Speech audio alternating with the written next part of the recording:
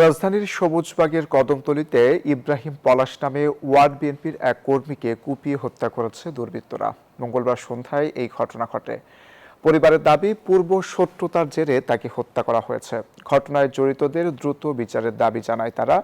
Police জানায়, অপরাধীদের গ্রেপ্তারে DB, CTTC সহ একাধিক ইউনিট কাজ করছে।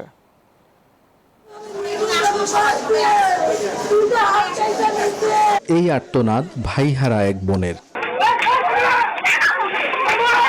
মঙ্গলবার সন্ধ্যায় সবুজবাগের কদমতলী এলাকায় ইব্রাহিম পলাশ নামের এই যুবককে এলোপাতাড়ি কুপিয়ে চলে যায় দুর্বৃত্তরা।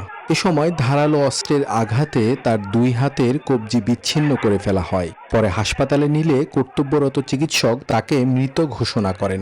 নিহত পলাশ বিএনপির রাজনীতির সঙ্গে যুক্ত ছিলেন। পাশাপাশি এলাকার বিভিন্ন সামাজিক বিরোধের বিচার সালিশেও অংশ নিতেন বলে জানায় তার পরিবার। অনেক নেতারা ওকে সাপোর্ট দেয়, ওকে ভালো জানে। এলাকার মানুষটাও, গরিব মানুষ থেকে শুরু করে যারা যে কোনো সমস্যায় পড়লে ও দেখা যায় বিচার ও মিলায় দেয়, মিউচুয়াল করে দেয়। ও কখনো মারামারি করে না। পরিবারের দাবি, পূর্বশত্রুতার জেরেই পরিকল্পিতভাবে এই হত্যাকাণ্ড ঘটানো হয়েছে।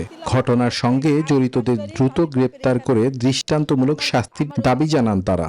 ওরে যারা এভাবে মারছে, আমি তাদেরকে বিচার চাই, শাস্তি চাই, ফাঁসি চাই। হত্যাকাণ্ডের কারণ ও জড়িতদের শনাক্তে কাজ শুরু করেছে পুলিশ। অপরাধীদের গ্রেপ্তারে ডিবি, সিটিটিসি সহ একাধিক ইউনিট কাজ করছে বলে জানিয়েছে পুলিশ। যারা জড়িত আছে তাদেরকে গ্রেপ্তার ইতিমধ্যে টিম বাইরে আছে। কিছু তথ্য আমাদের কাছে আছে, তদন্তের স্বার্থে এই মুহূর্তে নাম বলছি না। আমরা আশা করছি যে খুব শীঘ্রই যারা যারা ঘটনায় জড়িত আছে তাদেরকে গ্রেপ্তার করতে পারবো।